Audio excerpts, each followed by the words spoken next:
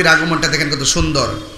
মা আমেনা বলেন আমার পেটে যখন আমি আমার স্বামীর কপালে যখন চুমা দিলাম তখন একটা নূর স্বামীর কপাল থেকে আমার মাঝে আসছে। সুবহানাল্লাহ বলবেন না?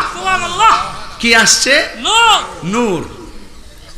মুসা কালিমুল্লাহ যখন তুর পাহাড়ে গেছিল, আল্লাহর নূরের তাজাল্লিতে মুসা নবী যখন বেহুশ হয়ে গেছিল, তখন আল্লাহ বলছিল মুসা তুমিও বেহুশ হয়ে যাই, তুমিও জলে পড়ে সারকার হয়ে যেতা। একটা মাত্র কারণে তোমার মাঝে আমার নূরের তাজাল্লির আসর করে নাই, কারণ তোমার কপালের মধ্যে ছিল আমার হাবিবুল্লাহর নূর মুবারক।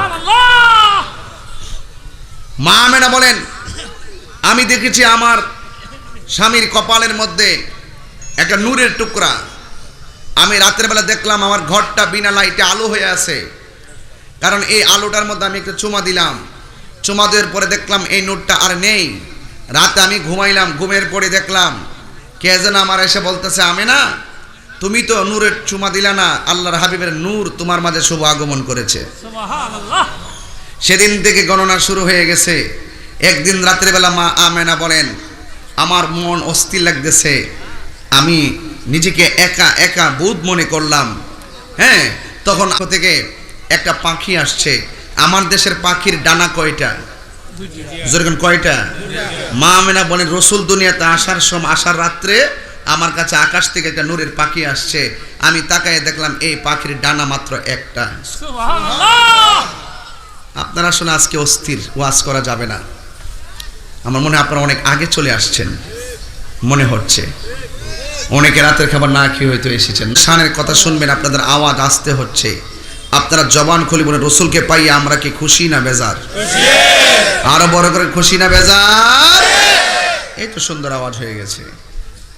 মা আমেনা বলেন পাখির ডানা কি দুইটা না তিনটা? ওর বেটা কয়টা? এই পাখিটা কি গাছের ডালের পাখি নাকি আকাশ থেকে আসছে? নবীর সম্মান আসেনি? নবীর মায়ের সম্মান আসেনি? মা আমেনা একাকি ফিল করে নবীর দুনিয়াতে আসার যে রাত্রটা, এই রাত্রে মা আমেনা একা একা ফিল করতেছেন। মনে একটা পেরেশানি ভাব লাগতেছে। আসমান থেকে এক ডানা বিশিষ্ট ফের একটা পাখি আইসা মা আমেনার বডির মধ্যে এমনি একটা টাচ করছে। সুবহানাল্লাহ বলবেন না? মা আমেনা বলেন পাখিটা আমার শরীরে টাচ করার সাথে সাথে সেকেন্ডের ভিতরে আমার মনের পেরেশানি দূর হয়ে গেছে। সুবহানাল্লাহ। গলাটা একটু শুকায় গেছে। মা আমেনা বলেন যখন গলাটা একটু শুকায় গেছে আমি দেখলাম আমার সামনে কে যেন আইনা দুইটা শরবতের পেয়ালা হাজির করে রেখেছে। আমি দুধটাকে বাছাই করছি, আমি দুধটা খেয়ে নিলাম। যেরকম সুবহানাল্লাহ। দুধটা খেয়ে নিছেন। মা আমেনা বলেন আমি পেরেশানি দূর হইলো, গলার যে শুকনা ভাবটা দূর হলো, কিন্তু আমি গভীর রজনীতে আমি দেখলাম, হুট করে দেখলাম একটা পাকনা চুলগুলো আউলা জাউলা। জিগেলাম আপনি আমার ঘরে কেন? ওই লোকটা ডাক দেখে আমাকে চিনো না, আমি হইলাম আদম ও সফিউল্লাহ। আপনি আসছেন কেন? আসবো না কেন? আল্লাহ পাঠাইছে, তোমার মাঝে রহমতের নূর আছে, কিছুক্ষণ পরে দুনিয়াতে আসবে, আল্লাহ পাঠাইছেন তাকে সুস্বাগতম জানানোর জন্য। তাহলে নবীদের মিলাদ শুরু হয়ে গেছে, আর তুমি মোল্লা বেজার হইতে পারলা না। নবীর শান বাড়াইছে আল্লাহ, আর বেজার হইছে মোল্লা। কেউ নবীর শান বাড়াইছে কেডা? আল্লাহ। বেজার হইছে কেডা? মোল্লা। ওই মোল্লার আল্লাহ কি বলছে? জাহান্নামের আগুন, আমিলাতুন নাসিবাতুন তাসলা নারান হামিয়া, গাট্টি পরিমাণ আমল করেও দুজকে যাবে একমাত্র নবীর মোহব্বত না থাকার কারণে। একটা জবান বন্ধ রাখবেন না, মোহব্বতে মায়ার সুরে বলুন সুবহানাল্লাহ। গভীর মনোযোগ। এই আমার চুনারো গাড়ের বাবাটিরা গো, মা আমেনা বলেন আমি দেখলাম আসমান থেকে একজন নবী আসলো। জিগাইলাম আপনি কে? আমি হইলাম আদম সফিউল্লাহ। কিছুক্ষণ পরে আমার দেখলাম আর একটা নবী আসলো। আমি জিজ্ঞেস করলাম আপনি আবার কে?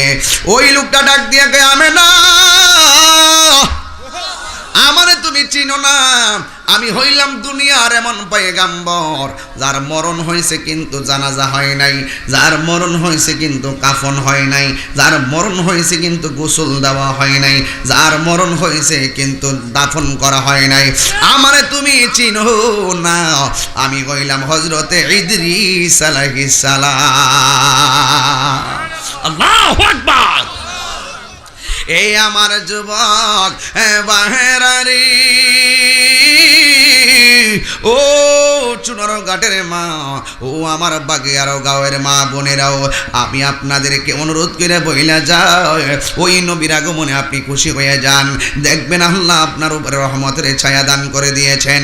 মা আমেনা বলো, রাত্র আস্তে আস্তে গভীর হইতেছে, আমি হঠাৎ করে দেখলাম ঘরের তুলি ফেরে গেল, আমি দেখলাম আসমানের মধ্যে এত সুন্দর তারকাগুলো, এই সুন্দর তারকাগুলো আমার ঘরের চতুর্পাশে যেন জার বাতির মতন লাইগা গেছে।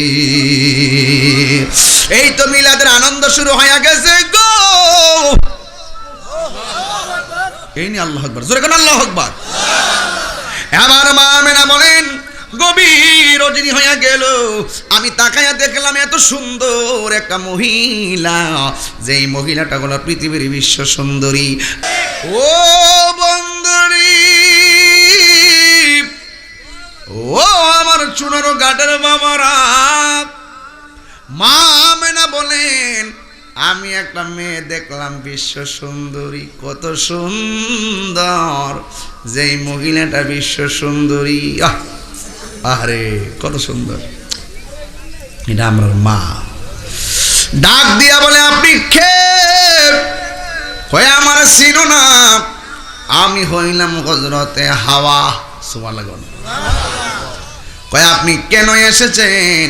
কয় আমরা এসেছি, আল্লাহ তোমার ঘরে আমাদেরকে পাঠিয়েছে, তোমার মাঝে রহমতের নূর আছে, এই নূর কিছুক্ষণ পরে দুনিয়াতে আগমন করবে, আমরা জান্নাতি হাতে রিসিভ করার জন্য আমার আল্লাহ আমাকে তোমার ঘরে পাঠাইয়া দিয়েছে। এরপরে মা আমেনা এই অলৌকিক দিকগুলো দেখে চিন্তায় পড়ে গেছে, কি হচ্ছে কি হচ্ছে। এবার দেখে আর একটা মহিলা দাঁড়িয়ে আছে, জিজ্ঞাসা করা হলো, তুমি কে? আমার চিনো না, আমি হইলাম পৃথিবীর নির্যাতিতা স্ত্রী, আমি আমার স্বামীরে জান প্রাণ দিয়ে মহব্বত করছি, কিন্তু স্বামী আমারে স্ত্রী হিসেবে মূল্যায়ন করে নাই। আমারে তুমি চিনো না, আমার স্বামী ছিল বেঈমান, আর আমি আল্লাহকে ভালোবাসতাম, এই জন্য আমার স্বামী আমারে বারবার বলেছে তুই আমারে আল্লাহ মান। আমি আমার স্বামীরে বলছিলাম, স্বামী গো, জীবন চলে যাবে, আল্লাহ বলে একজন, আমি তোমাকে আল্লাহ মানতে পারবো না। এই কথা বলার পরে স্ত্রীর হাতের মধ্যে রশি লাগাইয়া ফেলাইছে, রশি লাগাইয়া ওই চুলার মধ্যে গরম তেল ডাললেন, আর ভালো করে গরম করলেন, এমনভাবে আগুন দিয়ে গরম করলেন, ডাক দিয়া বলে, তুমি আমারে আল্লাহ মানো, আমারে যদি আল্লাহ না মানো গো, তাইলে দেখবে আমি তোমাকে ওই জ্বলন্ত আগুনের মধ্যে ফেলে দিব। স্ত্রীটা ডাক দিয়া বলে, স্বামী আপনি আমার দেহের মালিক, কিন্তু আমার ইমানের মালিক হলো আমার আল্লাহ, জীবন দিয়া দিব কিন্তু আমার ইমান দিব না। জোরে কোন আল্লাহু আকবার। এরপরে সাঙ্গ পাঙ্গ লইয়া 10-12 জনে মিলে ওই মহিলাটারে হাত পাও গলা বাইন্দা ফালাইছি, বাইন্দা ফালানোর পরে টাইন্না আগুনের দিকে নিয়ে যাইতেছে, গরম তেলে ফালাইয়া দিব। ও বন্ধুরি, ও যুবকের দল, এবার যখন আগুনের মধ্যে ফালাইয়া দিব, ওই মেয়েটা আমার আল্লাহর একটা ডাক মারছে, ও আমার আল্লাহ, তোমার কাছে শেষ ভিক্ষা, আমার স্বামী আমারে যদি আগুনের মধ্যে ফালাইয়া দে, কিন্তু তুমি একটা কাজ করো আল্লাহ, আগুনে আমার শরীরটা জ্বলতে জ্বলতে শেষ হয়ে যাক, কিন্তু আমার ইমানটারে তুমি হারা করিও না। স্বামী আমার দেহের মালিক, ইমানের মালিক হইলা তুমি আমার আল্লাহ। এরপরে আগুনে ফালাইয়া দিল, গরম তেলের মধ্যে সেক দিল, ওই মহিলাটা চোখের পানি ফালাইয়া কান্দে না, ওই মুহূর্তে একটা মুচকি হাসি মারছে। তার স্বামী ফেরাউন ডাক দিয়া কয়, তোমার আমি আগুনের তেলের মধ্যে ফালাইয়া দিলাম, তুমি না কান্না করে হাসলা কেন? স্ত্রী ডাক দিয়ে বলে, তুমি হলে বেঈমান, তোমার কাছে আমি আসল কথা বলে লাভ নাই। তোমাকে আমি আসল কথা কি বলবো, কারণ তুমি হলে বেঈমান। রসের কথা বলতে হয় রসিকের কাছে, ইশকের কথা বলতে হয় আশিকের কাছে, প্রেমের কথা বলতে হয় প্রেমিকের কাছে। ওই মহিলা ডাক দিয়া কর, স্বামী গো তোমার কাছে বলে লাভ নাই। এরপরে ডাক দিয়ে কই, তুমি আমারে বলো না। এরপরে মেয়ে মনে করেছে, তার স্ত্রী মনে করেছে, যদি আমি আমার হাকিকতের কথা বলি তাইলে হয়তোবা আমার স্বামী কালিমা পড়ে মুসলমান হয়ে যেতে পারে। বন্ধুরে আমার, ও আমার বাগিয়ার গাঁয়ের বন্ধুরাও, আমি কেমনে বুঝাইতাম মিলাদুন নবী কারে কয়?